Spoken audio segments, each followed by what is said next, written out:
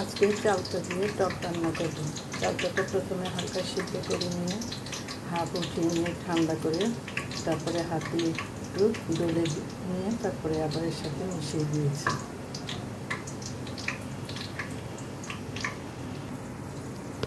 এর মধ্যে আমি মশলা দিয়েছি আদা রসুন বাটা, হলুদ, ধনে এবং জিরা গুঁড়ো, কাঁচামরিচ ফেলে দিয়েছি।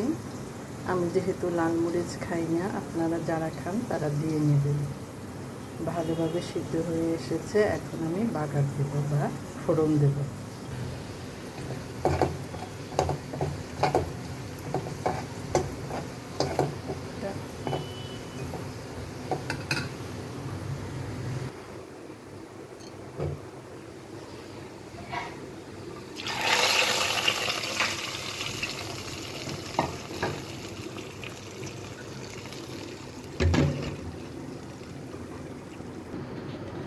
চালটা টক রেডি হয়ে গেল।